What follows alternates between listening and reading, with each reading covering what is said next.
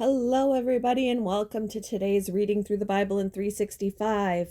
Today we are going to be focusing on Proverbs chapter 22, 23, and 24, and then 2 Corinthians chapter 8.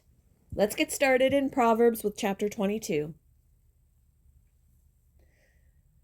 Choose a good reputation over great riches. Being held in high esteem is better than silver or gold. The rich and poor have this in common. The Lord made them both. A prudent person foresees danger and takes precautions. The simpleton goes blindly on and suffers the consequences. True humility and fear of the Lord lead to riches, honor, and long life. Corrupt people walk a thorny, treacherous road. Whoever values life will avoid it. Direct your children onto the right path, and when they are older, they will not leave it. Just as the rich rule the poor, so the borrower is servant to the lender. Those who plant injustice will harvest disaster, and their reign of terror will come to an end. Blessed are those who are generous, because they feed the poor. Throw out the mocker, and fighting goes too. Quarrels and insults will disappear.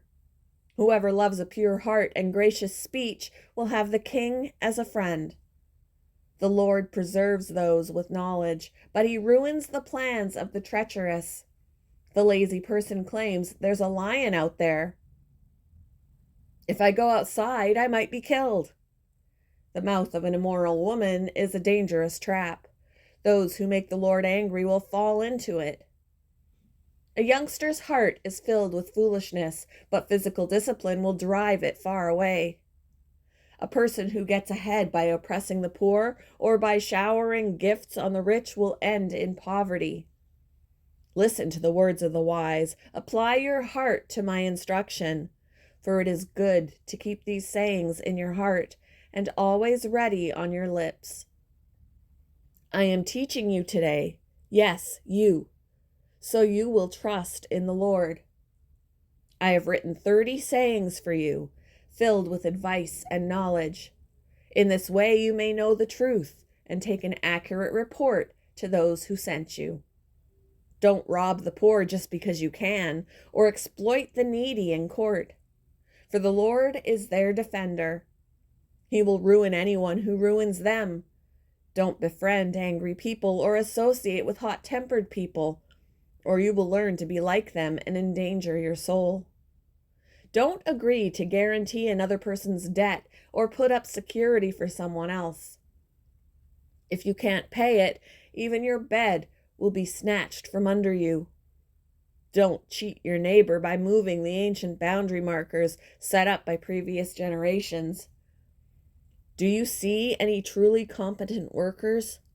They will serve kings rather than working for ordinary people. Chapter 23.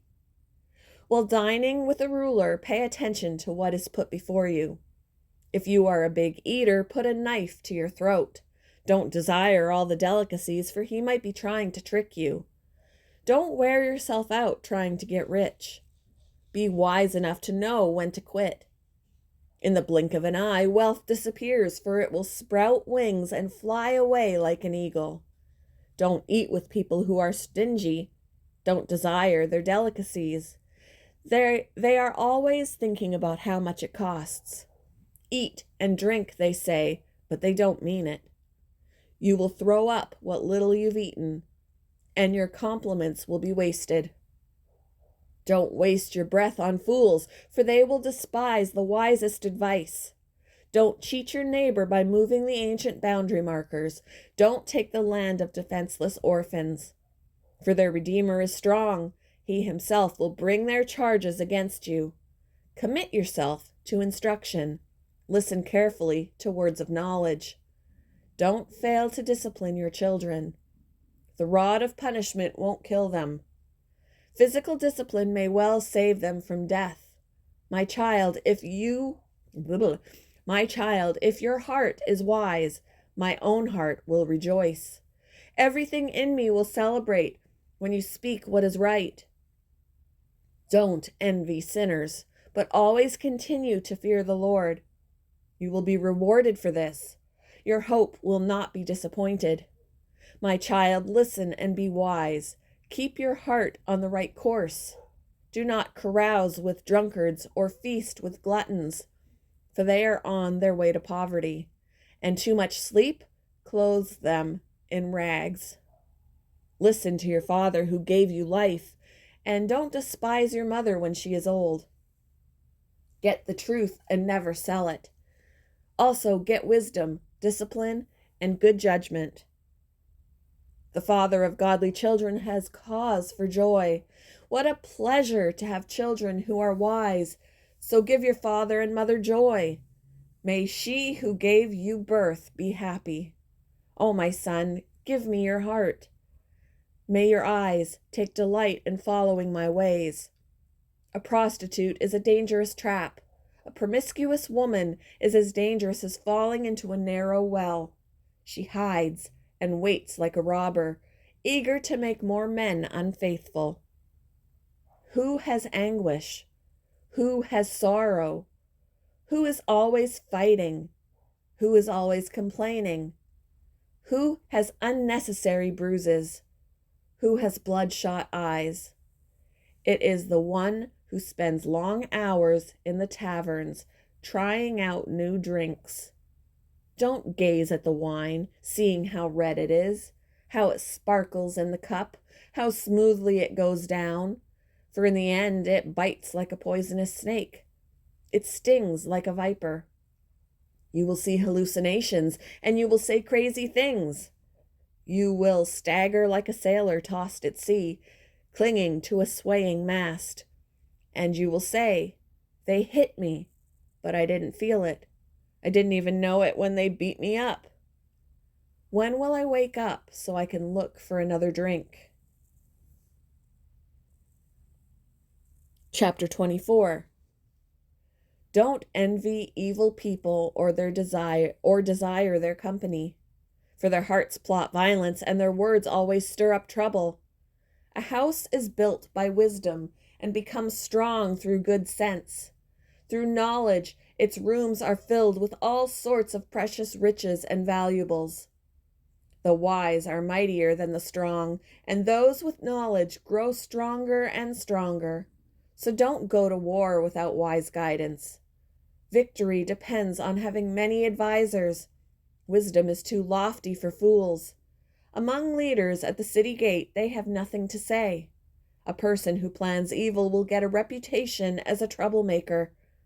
The schemes of a fool are sinful. Everyone detests a mocker. If you fail under pressure, your strength is too small. Rescue those who are unjustly sentenced to die. Save them as they stagger to their death. Don't excuse yourself by saying, "Look, we didn't know." For God understands all hearts, and He sees you. He who guards your soul knows you know. Blah, blah, blah. He who guards your soul knows you knew. He will repay all people as their actions deserve. My child, eat honey, for it is good, and the honeycomb is sweet to the taste. In the same way, wisdom is sweet to your soul. If you find it, you will have a bright future, and your hopes will not be cut short. Don't wait in ambush at the home of the godly, and don't raid the house where the godly live. The godly may trip 7 times, but they will get up again. But one disaster is enough to overthrow the wicked. Don't rejoice when your enemies fall. Don't be happy when they stumble. For the Lord will be displeased with you and will turn His anger away from them. Don't fret because of evildoers. Don't envy the wicked. For evil people have no future. The light of the wicked will be snuffed out. My child, fear the Lord and the King. Don't associate with rebels, for disaster will hit them suddenly. Who knows what punishment will come from the Lord and the King? Here are some further sayings of the wise. It is wrong to show favoritism when passing judgment. A judge who says to the wicked, "You are innocent," will be cursed by many people and denounced by the nations. But it will go well for those who convict the guilty. Rich blessings will be showered on them. An honest answer is like a kiss of friendship. Do your planning and prepare your fields before building your house. Don't testify against your neighbors without cause. Don't lie about them, and don't say, "Now I can pay them back for what they've done to me. I'll get even with them." I walked by the field of a lazy person, the vineyard of one with no common sense.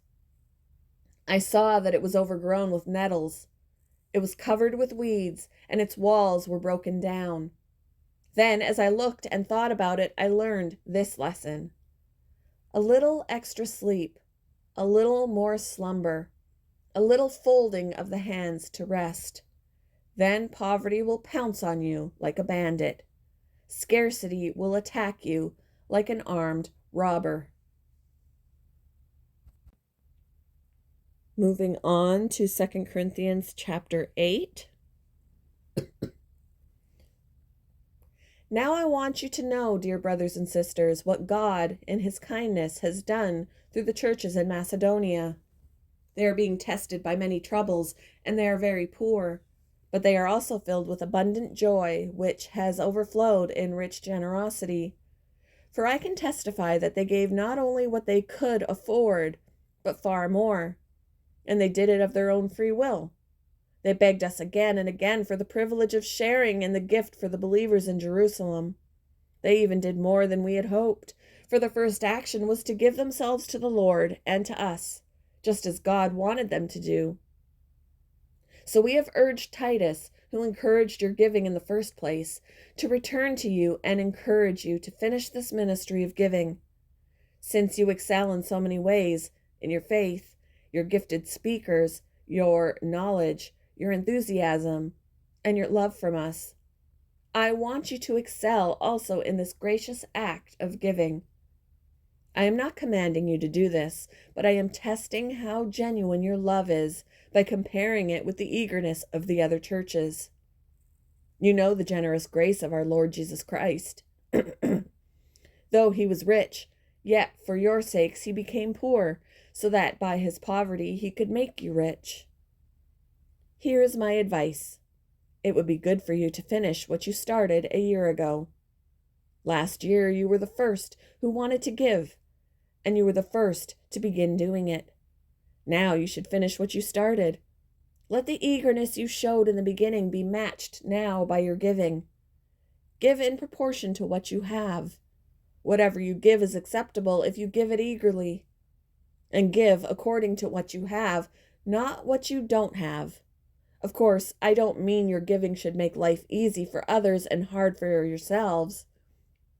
I only mean that there should be some equality. Right now you have plenty and can help those who are in need.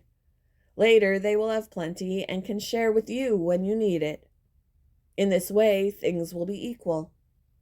As the scriptures say, those who gathered a lot had nothing left over, and those who gathered only a little had enough.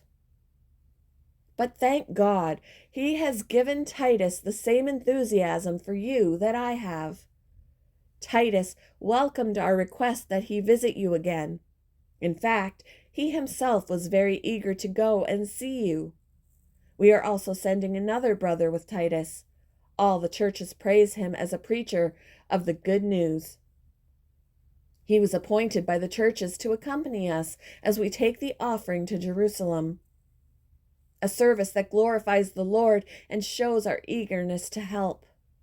We are traveling together to guard against any criticism for the way we are handling this generous gift. We are careful to be honorable before the Lord, but we also want everyone else to see that we are honorable. We are also sending with them another of our brothers who has proven himself many times and has shown on many occasions how eager he is. He is now even more enthusiastic because of his great confidence in you. If anyone asks about Titus, say that he is my partner who works with me to help you. And the brothers with him have been sent by the churches, and they bring honor to Christ. So, show them your love and prove to all the churches that our boasting about you is justified. Thank you for joining me for today's Reading Through the Bible in 365. I hope you all have a wonderful Sunday, and I will see you in the next one, guys. Bye!